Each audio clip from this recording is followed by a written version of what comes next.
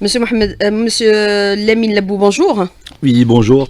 Alors, l'économie nationale est en pleine mutation. Les banques ont toujours été pointées du doigt par rapport à leur retard enregistré en matière de développement et de modernisation. Le président de la République a donné des instructions fermes, réformer tout notre système financier. C'est ce qui s'opère actuellement. La BNA s'adapte et opère sa mue. Monsieur Labou. Oui, tout d'abord, bonjour. Merci pour l'invitation. Bonjour aux auditeurs et auditrices de la radio Chaîne 3. Effectivement, l'économie nationale, elle est en pleine mutation. Les banques aussi, aujourd'hui, ont mis en place une stratégie de transformation qui axe principalement sur le renforcement de leur capacité en termes de collecte de ressources et naturellement d'appuyer le processus de financement. Il faut souligner que les banques agissent aujourd'hui en société commerciale. Ils ont un objectif d'appuyer l'économie nationale tout en réalisant des bénéfices pour l'actionnaire. Aussi, il faut rappeler principalement que cette transformation des banques opère à plusieurs paramètres. Le premier paramètre, c'est une transformation au niveau de la gouvernance, d'où la question aujourd'hui au niveau des conseils d'administration avec un système bicéphale entre président du conseil d'administration et le rôle régalien du conseil d'administration ainsi que l'exécutif, la direction générale.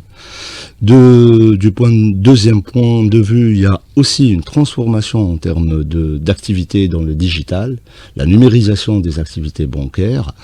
Et troisième point, une transformation qui vise à une inclusion massive pour collecter les ressources et donner cette confiance aux clients tant attendu pour pouvoir booster le processus de financement. Est-ce qu'on peut considérer, partant de vos déclarations, M. Mohamed Lamine Labou, que aujourd'hui les choses ont totalement changé, tant au niveau de l'approche, de la stratégie, que la vision et les objectifs que ça signe aujourd'hui les banques algériennes, M.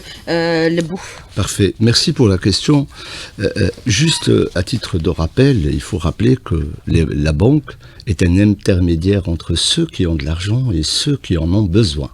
Ça, c'est une mission classique et régalienne de l'activité bancaire. À l'intérieur de cette mission, il y a des process et des processus qui opèrent, qui permettent à la fois de collecter les ressources et à la fois de garantir des financements selon des règles de rentabilité et de solvabilité telles que fixées. Il faut aussi rappeler que les banques algériennes, de façon générale, ils tendent à financer l'économie nationale à travers des projets structurants sur les grandes sociétés. Je citerai les projets d'Algérie Télécom, je citerai le projet de la Sonalgaz, de la Sonatrach et d'autres aussi dans le secteur privé qui se lancent aujourd'hui de façon très visible. Donc je pense que la transformation de façon générale du climat, d'opérabilité de ces banques-là, il répond parfaitement aux exigences aujourd'hui du climat d'affaires. De fait, un nouveau code d'investissement qui a été mis en place, un code d'investissement qui permet aujourd'hui à accéder au financement de façon très simpliste, et aussi de donner des garanties en termes d'avantages comparatifs tant escomptés sur cette économie. Donc l'approche et la vision changent et s'adaptent au contexte économique actuel. Effectivement, oui. Alors, quand on parle de l'approche change aujourd'hui par rapport justement à la vision et à la stratégie qui est tracée au niveau des banques, est-ce que cela signifie que c'est une rupture par rapport aux pratiques antérieures, Monsieur Lamine Labou, puisqu'on a vu que par le passé, les banques finançaient les riches? Vous savez, de l'histoire des banques aujourd'hui, nous n'allons pas rédiger une nouvelle histoire. Les banques ont toujours financé selon des principes de financement. Ils ont continué à le faire aux pratiques les plus normatives. Vous savez, un dossier de crédit, il doit présenter des conditions de vendabilité, quelque part, le projet, des conditions de rentabilité et naturellement aussi des conditions d'assurance par rapport au banquier quant à l'engagement qu'il va prendre sur cette relation-là. Il faut aussi rappeler que, de par l'histoire, aussi, il faut reconnaître que les conditions de financement sont tributaires, quelque part, à des paramètres de dossiers qui peuvent être étudiés par les banquiers de façon très réfléchie. Il faut reconnaître aujourd'hui, il y a des mesures et des efforts de place qui sont consolidés pour mettre en place des process et des processus garantissant à la fois une réponse très directe aux investisseurs qui souhaitent et qui ont la volonté réellement de créer de la richesse. Les banques s'engageront à les accompagner, à les suivre. Voilà, de façon très globale. Alors justement par rapport à cette adaptation, est-ce qu'on peut considérer aujourd'hui que les banques, notamment la BNA, a réalisé des performances comparativement à l'année 2022, puisqu'on parle déjà de l'équivalent de 60 milliards de dinars de chiffre d'affaires, c'est le cas? Oui, effectivement.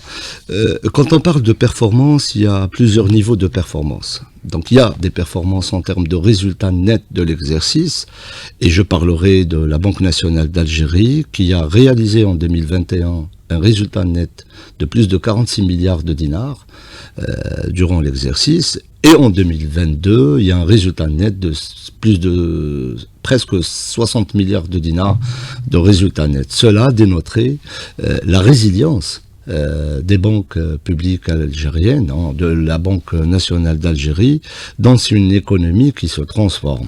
Il faut aussi regarder la performance au niveau d'attraction et du portefeuille et d'augmentation du portefeuille, d'évolution plutôt du portefeuille de la clientèle. Il faut rappeler que la Banque nationale d'Algérie regroupe plus de 2 millions de clients, particuliers et entreprises.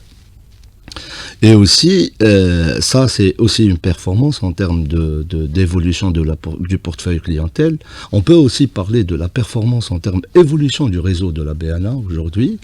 L'évolution du réseau de la BNA, on est à plus de 235 agences réparties au niveau national.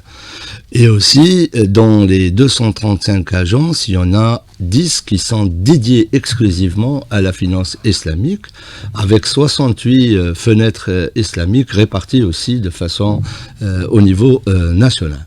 Mais quand vous parlez bien sûr du réseau de la BNA qui est étendu sur tout le territoire national, est-ce qu'on peut déjà annoncer d'ores et déjà l'externalisation, c'est-à-dire du réseau de la BNA vers l'international, puisqu'on parle bien sûr de votre présence prochaine, même très prochaine, au niveau du Sénégal pour accompagner les opérations du commerce extérieur. Monsieur Lamine Labou. Oui, effectivement, aujourd'hui, il y a la présence de la Banque nationale d'Algérie en Afrique.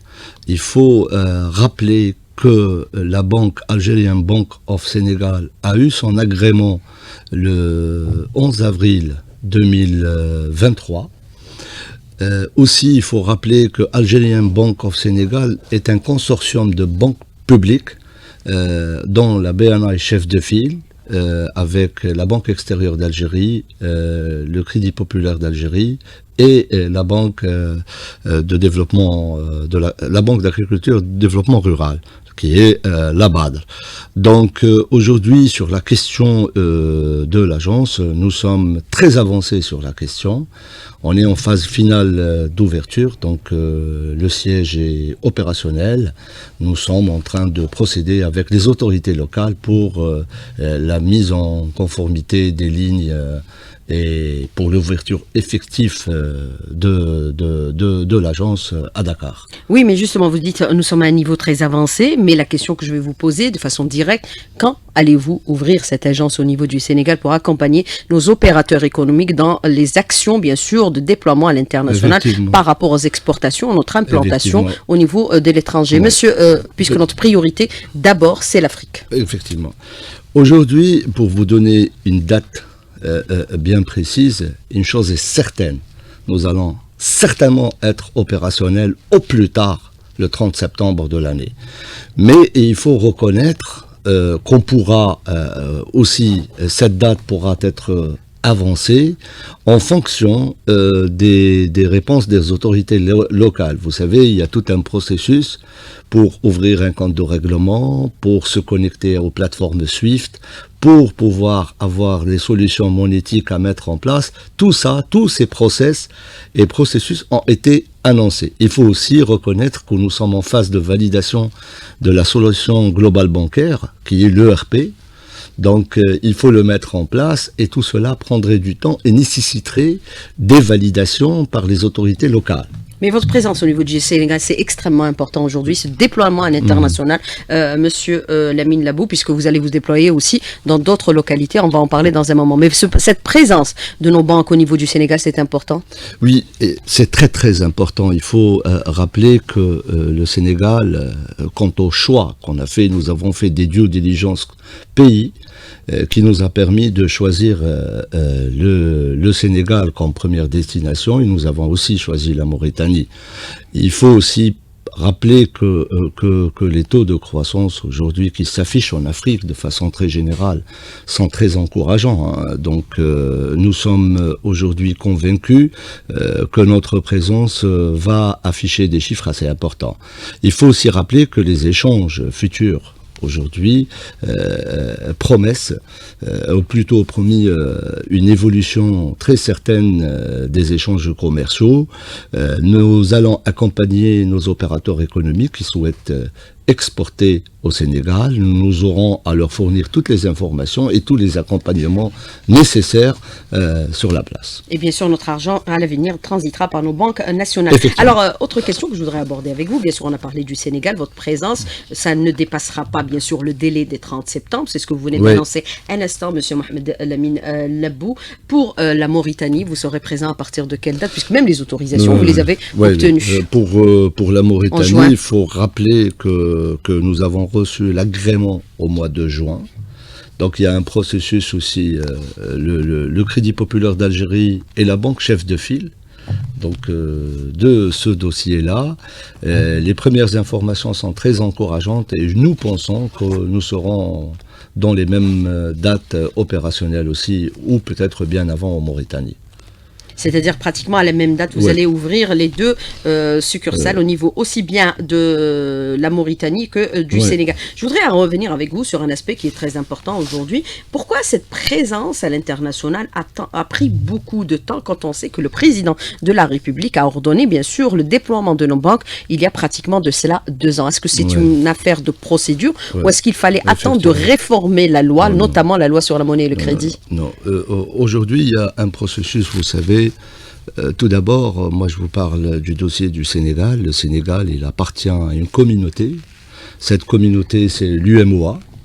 Donc, il y a un agrément unique qui est donné sur cette zone. Il y a un dossier qui est très très important. Le processus de validation du dossier passe par 2 étapes. Il y a l'étape de la BCAO, qui est la Banque centrale des États de l'Afrique de l'Ouest, qui font des validations du dossier.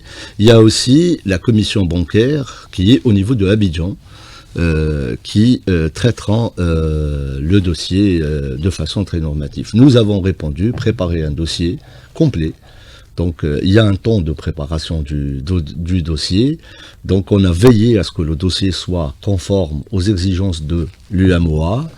Et on a été aussi accompagné dans le cadre de ce dossier et nous avons déposé dans les temps qui sont fixés par le régulateur parce que tout simplement il y a des dates pour lesquelles on a été invité à déposer le dossier par l'autorité monétaire locale au niveau de Dakar. Ce qui fait que c'est des délais incompressibles aujourd'hui en termes de dépôt et de validation de dossiers. Donc, en termes clairs, ces retards n'incombent pas les banques algériennes Non, en non, raison non, de leur, non. bien sûr, lourdeur administrative, mais relèvent un peu des pays d'accueil. Exactement. Et c'est des aspects que nous aborderons encore une fois dans la deuxième partie de l'invité de la rédaction, où 5 minutes seront également consacrées aux questions des auditeurs qui nous contacteront sur notre page Facebook invité de la rédaction. Monsieur Mohamed Lamine Labou, merci. Restez avec nous, on revient dans un tout petit moment. À tout de suite.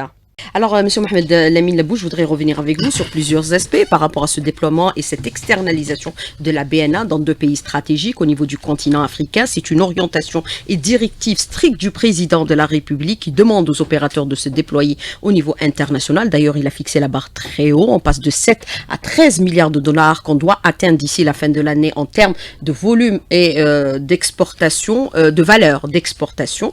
Cette année déjà, ça a été une année quasiment record puisqu'on a atteint les chiffres jamais égalés depuis l'indépendance de l'Algérie. Je voudrais revenir avec vous sur cet accompagnement des exportateurs pour bien sûr investir les marchés internationaux qu'offre aujourd'hui la BNA et les banques algériennes, puisque le président de la République, puisqu'il lui-même veille sur la présence de nos opérateurs à l'international, va récompenser ce matin les meilleurs exportateurs. Monsieur Mohamed Lamine Labou.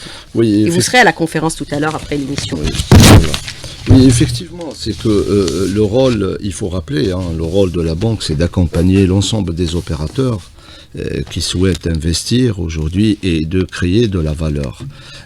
Il faut rappeler aujourd'hui que tout exportateur, avant de créer le produit, il faut se faire financer et accompagner souvent par des banques. Il y a cette prise de risque aujourd'hui par les banques ? Il y a cette prise de risque, enfin il y a certainement une prise de risque aujourd'hui. Le crédit, il y a une fameuse triade aujourd'hui. Les banques, c'est une prise de risque. Effectivement. Et le crédit égale confiance et confiance égale risque aussi. Donc à des niveaux naturellement proportionnels. Nous accompagnons aujourd'hui tous les opérateurs économiques qui souhaitent créer de la valeur et créer de la production qui est aux normes et aux standards internationaux pour pouvoir les exporter. Nous apportons toutes les facilités d'accompagnement et tout le conseil requis pour ces opérateurs économiques souhaitant exporter les produits, que ce soit au niveau du conseil, parce qu'on peut aussi conseiller nos exportateurs à travers des contrats qui auront à signer avec des opérateurs dans les autres pays cibles, et nous mettons à leur disposition nos services du commerce extérieur à titre de conseil pour pouvoir garantir le rapatriement de leurs fonds. Donc toutes les opportunités sont ouvertes et nous avons une panoplie de produits qui peuvent accompagner, que ce soit du moment où l'approvisionnement en matières premières, qu'on peut accompagner sous forme de crédit d'exploitation, on peut aussi leur faire des avances sur facture, on peut escompter leurs lettres de crédit, c'est quand on les reçoit avec des clients qui sont avec leurs clients qui sont bien côté.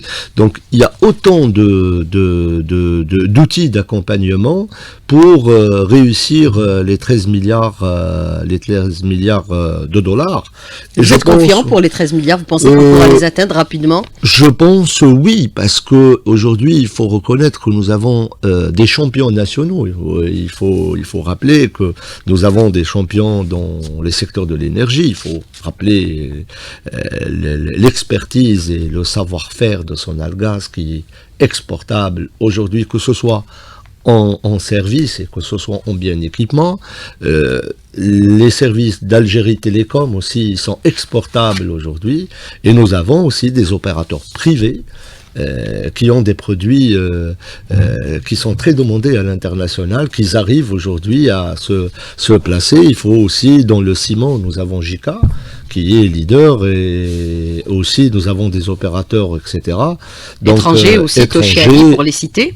Effectivement, oui, dans le secteur de la sidérurgie. Dans le domaine pharmaceutique également, beaucoup de potentialités. Il y a dans le domaine pharmaceutique, dans le domaine agroalimentaire, et même, je dirais, électronique et électroménager. Électronique et électroménager. Donc, autant de domaines et il y a le domaine de l'agriculture aussi qui est très très important, il faut rappeler que toutes les banques aujourd'hui financent le secteur de l'agriculture. Il n'y a plus de spécialisation. Donc, et à cela, rien qu'à l'agriculture, à elle seule, elle peut enregistrer des scores qui seront surprenants. Donc il faut rappeler aussi que tous ces opérateurs économiques, ils sont dans des banques et ils ont toutes les facilités dans la réalisation de leur activité. Également pour le principe des startups, monsieur Oui. Labou. Pour les startups, nous avons créé un fonds qui s'appelle ASF, Algerian Startup Funds. C'est un fonds qui est constitué des 6 banques publiques, qui est dédié exclusivement à l'accompagnement des startups. Et au courant de 2022, ce fonds, il a quand même réalisé des scores assez importants en termes d'accompagnement. Il y a aussi, avec le concours du ministère des startups, de la connaissance et de la petite et moyenne entreprise, il y a le dispositif de labellisation, donc il y a un label start-up.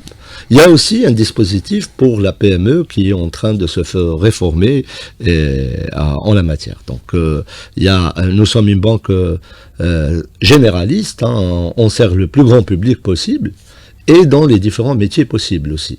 Alors en matière d'investissement aujourd'hui, vous déployez aussi pour accompagner cette dynamique économique, puisque nous avons vu qu'on a déblayé un certain nombre de textes législatifs qui étaient considérés comme étant des verrous à l'investissement. Les banques doivent accompagner aussi cette dynamique. Oui, effectivement. Juste, je vous donne des chiffres qui sont assez importants. En 2021, nous avons reçu 17 290 dossiers. Dans les 17 290 dossiers, nous avons accordé pour 16 327 dossiers. Il y a une évolution en 2022. Nous avons reçu 18 904 dossiers de crédit et nous avons répondu à 18 000, à un avis d'accompagnement, 18 240 dossiers. Vous voyez la différence, que le taux de rejet, il est infiniment, il est inférieur entre 2 et 3%, qui est un taux tout à fait correct.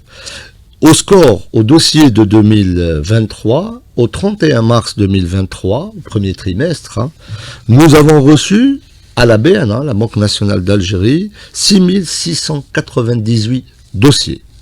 Et nous avons répondu à 6 287 dossiers.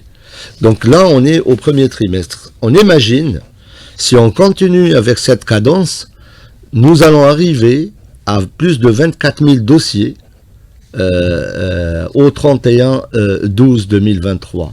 Donc vous voyez aujourd'hui, en termes de croissance, elle est assez importante. Il faut rappeler que tous ces chiffres-là ont une concordance en termes de financement.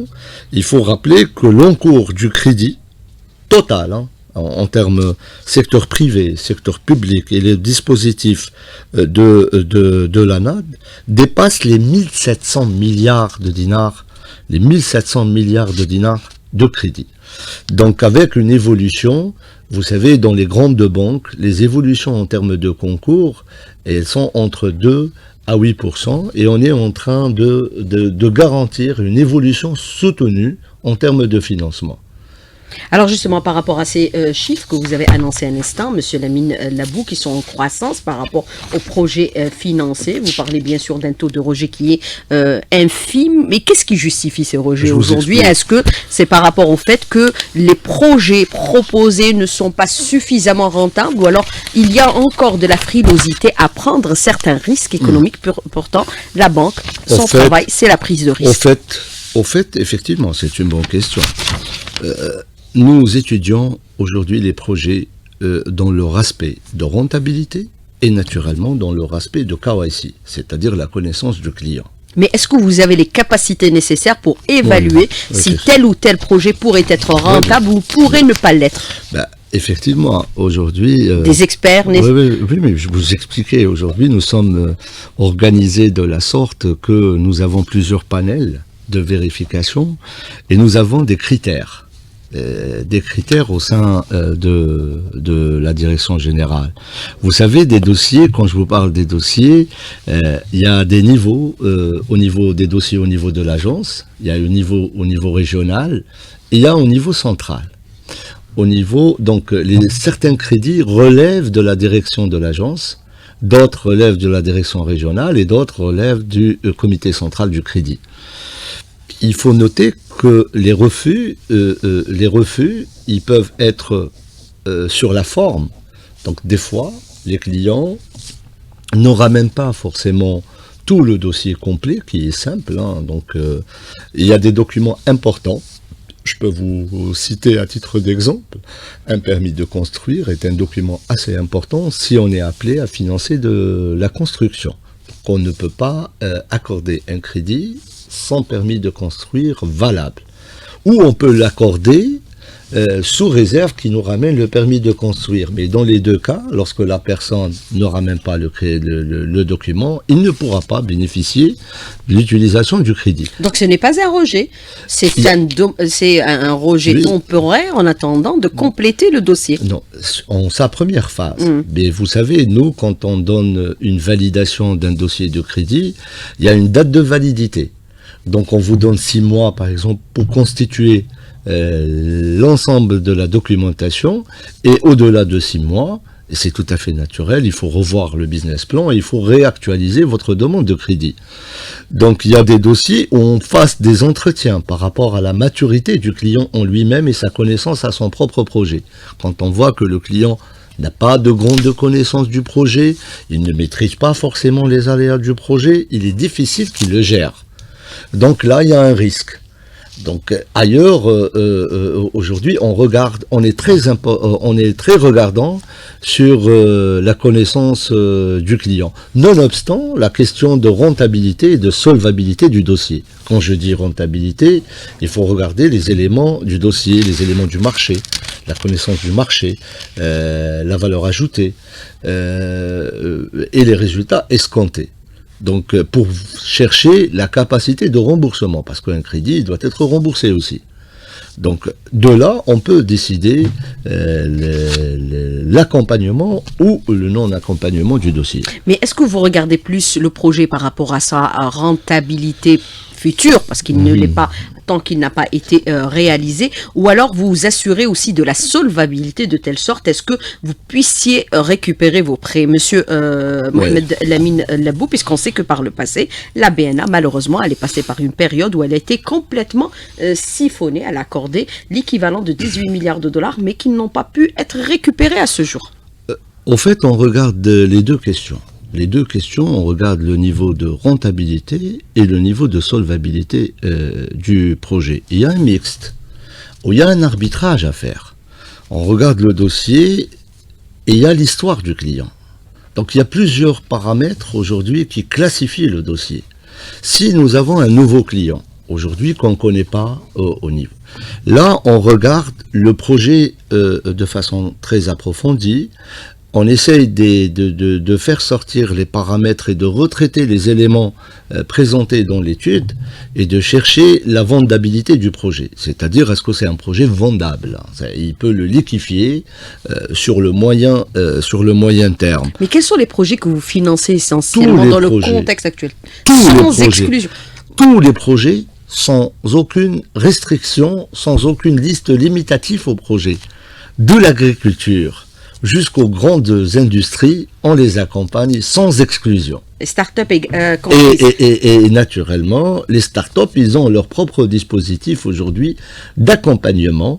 Et à ce jour, il y a le dispositif de l'ANAD, aujourd'hui qu'on continue à maturer et à poursuivre en termes de financement. Mais les délais d'études des dossiers sont limités de telle sorte, parce qu'on dit time is the business, et souvent on a tendance à aller vers des délais plutôt fleuves au niveau des banques. Monsieur Mohamed Lamine Labou, les choses ont changé, ont totalement changé. Au fait, je vous explique, pour un petit peu enlever le doute sur la question de délai.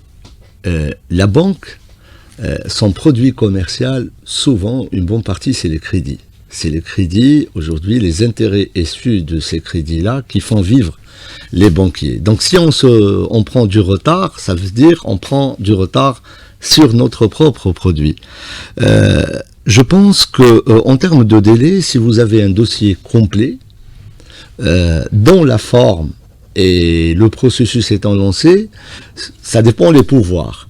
Au niveau des agences, souvent, c'est un dossier complet, en une semaine, la décision est prise. Après, et vous répondez? Eh ben oui. On laisse pas courir le client, Non, venir taper à la porte de la BNA tous les jours pour dire où est-ce qu'on en est avec mon dossier. On est ouvert. Donc, il y a une partie, ils peuvent venir. Après, il y a la phase de réalisation des garanties. Cette phase-là, c'est que le client, on lui donne le crédit et on lui donne les conditions préalables pour réalisation de ce crédit. Et souvent, dans certaines situations, les clients se retardent à ramener de la documentation, de la garantie par rapport à certains éléments. Et dès que les ramènent, nous, on mobilise le crédit au moment de la réalisation de garantie.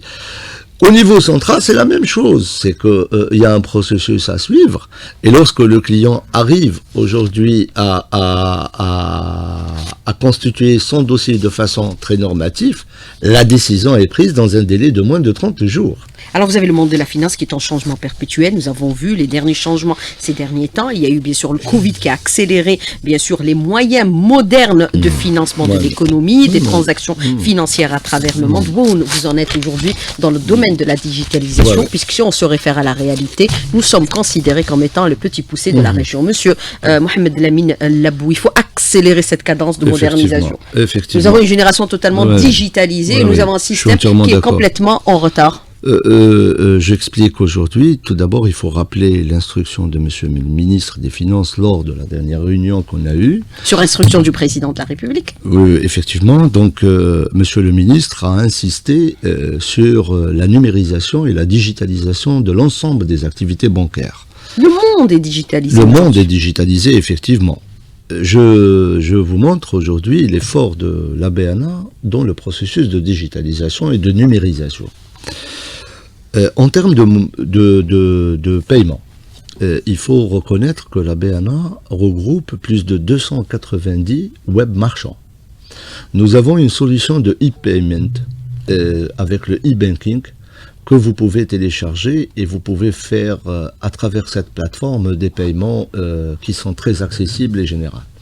Il faut rappeler aussi que nous avons une solution mobile qui s'appelle le WIMPay. Oui, mais est-ce qu'avec ces solutions, nous allons aller vers la suppression graduelle, définitive du cash?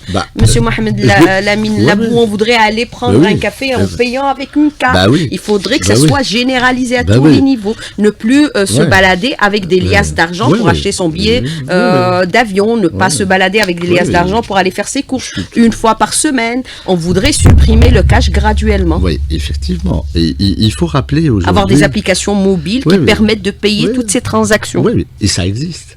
Désormais, aujourd'hui, le paiement mobile, il existe. Donc, nous avons notre propre solution et très prochainement, cette solution sera interopérable. Très prochainement, c'est-à-dire des délais, Monsieur Labou, parce qu'on m'a parlé déjà par le passé de très prochainement, ça n'a jamais été mis en place. Je peux vous donner des délais qui existent au niveau de la BNA. Les délais de la BNA, Monsieur Les délais Labou. de la BNA, cette solution est opérationnelle, ça fait plus d'une année. Et aujourd'hui, le WIMPay, il vous permet de payer vos factures sans déplacement. En étant chez vous, vous utilisez votre applicatif, vous pouvez payer votre facture d'électricité, vous pouvez payer votre facture de téléphone. Non, on veut aller faire les courses avec, bien sûr, des moyens de paiement modernes. On est en train de généraliser l'utilisation de WIMPay. Il y a le WIMPay professionnel aujourd'hui qui est mis à disposition des commerçants. Parce qu'on paye les factures même via Dahabia, via d'autres applications. Après, le client, il déciderait... Acheter son café avec notre carte bancaire. Ben oui, après, le client, il peut disposer des moyens qu'il souhaiterait utiliser au moment du paiement. En termes de disponibilité de cartes, il faut rappeler que la place bancaire est dotée de différents types de cartes disponibles aujourd'hui, que les gens utilisent dans les paiements. Pour pouvoir dire qu'aujourd'hui, il y a une éducation financière à garantir sur la place bancaire. Aujourd'hui, que nous travaillons en étroite collaboration avec l'ensemble des partenaires pour pouvoir vulgariser l'utilisation de la carte et naturellement des terminaux de paiement électronique. On s'achemine vers la suppression du cash ?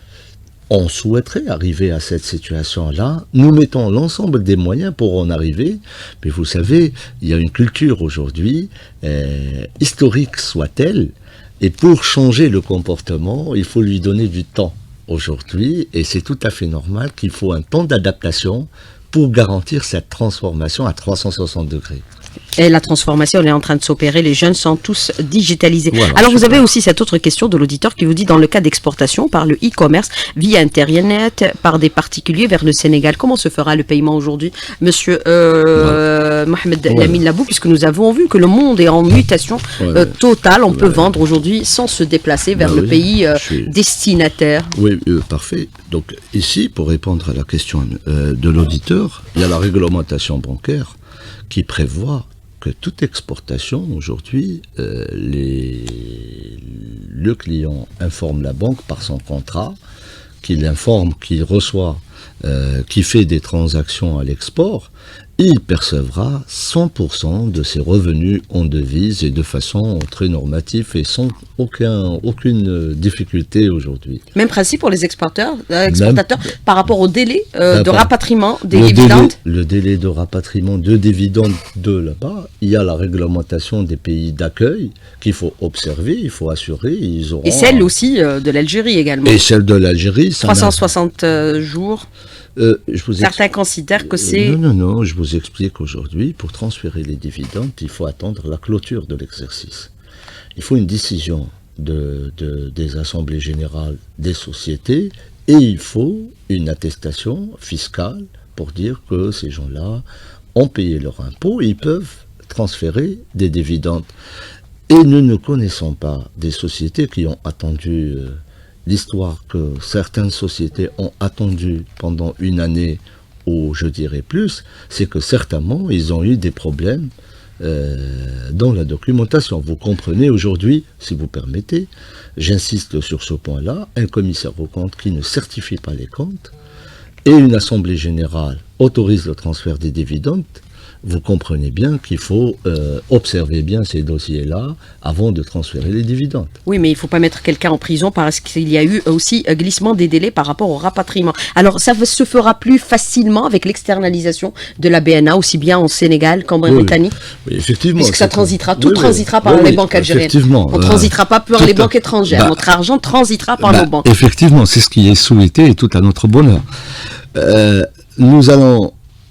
à l'international, garantir du conseil à nos opérateurs économiques pour pouvoir réussir à les aider à rapatrier leurs dividendes au pays. Les taux d'intérêt seront revus également, puisque la rémunération, on le sait, de la banque, c'est les taux d'intérêt. Est-ce qu'il y aura aussi, par rapport à cette dynamique économique, des efforts qui seront consentis par les banques pour pouvoir booster l'investissement, l'entrepreneuriat et également l'exportation? Monsieur Mohamed Lamine Labou, rapidement sur la question. Oui, mais je vais vous répondre. Vous savez, que souvent les taux... Oui, mais les taux d'intérêt, c'est une question de marché. C'est l'offre et la demande. Vous savez, pour arrêter les taux d'intérêt, il y a une méthode de calcul aujourd'hui qui est très connue. Donc la méthode, il faut calculer le coût de la ressource pondéré à des coûts qu'il faut regarder pour arrêter les taux d'intérêt. Et naturellement, il faut dire que les taux d'intérêt sont libres et ils sont négociables aussi.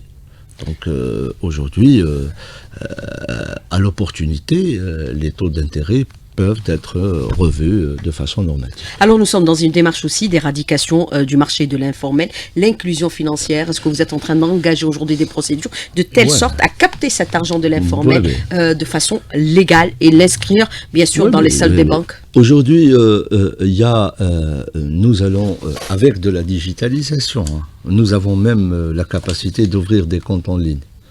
Et d'avoir une visibilité sur toutes les transactions qui s'opèrent. À travers ces transactions, aujourd'hui, nous invitons tous les opérateurs économiques, toute personne souhaitant ouvrir un compte, d'approcher les banques de la place et de ramener. Aujourd'hui, il y a toutes les facilités d'accès à l'ouverture des comptes et à mettre leurs fonds et de façon très sécurisée. Et capter cet argent de l'informel. Cet argent de une manne très importante, 90 milliards de dollars. L'interconnexion entre les banques est en train de se réaliser, de se mettre en place, puisque nous avons vu qu'au niveau de la Poste, ils sont beaucoup plus avancés par rapport aux banques. C'est bien, c'est déjà aujourd'hui au niveau de la Poste, il y a un effort. Il a été réalisé il y a quelque temps déjà, mais est-ce qu'au niveau des banques, c'est le cas également? C'est-à-dire, à partir de n'importe quel wilaya, je peux retirer de l'argent de la BNA sans recourir à envoyer un fax. Aujourd'hui, je peux Parce qu'il fax, il faut le bannir.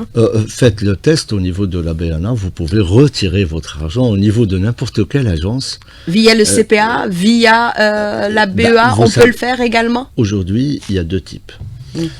Donc pour les gens, il y a des opérations domestiques qui se font au niveau de la place bancaire et les banques sont interconnectées à travers des plateformes de télécompensation. Les transferts se font systématiquement, ils se font instantanément. Instantanément, il y a la technologie. Aujourd'hui, il y a... dans certains pays, c'est un clic, hein, monsieur. Aujourd'hui, vous savez, des virements, il y a les virements assez rapides, en 48 heures, donc il y a les virements ARS. Donc il y a la télécompensation pour encaisser les chèques et elle se fait de façon très normative. Il y a aussi la connexion en termes de retrait. Vous savez, aujourd'hui, quand vous avez une carte de paiement, vous allez à n'importe quel guichet, vous avez la disponibilité instantanée de votre fonds. Même si vous êtes client au CPA ou à la BADR, au BOA, à la CNEP ou à la BDL ou peu importe la banque, vous pouvez retirer de l'argent et de façon instantanée. Alors vous avez cette question de l'auditeur très pertinente. Bonjour monsieur le PDG, nous sommes prêts à déposer un dossier au niveau de votre institution financière pour un projet industriel en cours de 2,5 milliards de dinars. Pourriez-vous nous assurer sur le respect des délais de délivrance des crédits? Rapidement oui. Monsieur oui. Hein, c'est un engagement? Écoutez, aujourd'hui, les délais, oui, on peut faire ça dans un délai de moins de 30 jours. Mais il faut qu'ils nous assurent de nous donner un dossier complet aussi. Donc moi, cet opérateur-là, je suis prêt à le recevoir à partir de jeudi matin. Donc il vient au bureau, il demande à être reçu et je serai ravi. Et c'est un engagement de l'invité de la rédaction. Oui, alors, bien sûr. À quand la carte Visa de la BNA? Rapidement sur la question, il nous reste ça va être à fin septembre de l'année en cours, vous allez avoir la carte Visa de la BNA. Il y a un processus aussi avec la société Visa qu'il faut respecter et ça ne dépend pas forcément de nous. Mais ce qui est relevé aujourd'hui, je vais vous poser quand même cette question, c'est qu'il est étonnant de pouvoir interdire des transferts et limiter de l'argent liquide au sortir des frontières, qu'avec la carte, par exemple, Visa, on peut retirer les montants qu'on souhaite à partir de l'étranger. C'est pas normal ça aussi. On limite du liquide et on permet de veiller à la carte. La carte, l'argent est bancarisé. Et il y a la réglementation, elle est claire. Hein. Vous pouvez utiliser et jouir de l'utilisation de vos fonds à votre convenance. Donc, à ce niveau-là, ça ne pose pas de problème. Monsieur Mohamed Lamine Labou, merci d'avoir répondu à nos questions, d'avoir été en direct avec nous ce matin dans le studio. Merci beaucoup, bonne journée, à bientôt. Au revoir.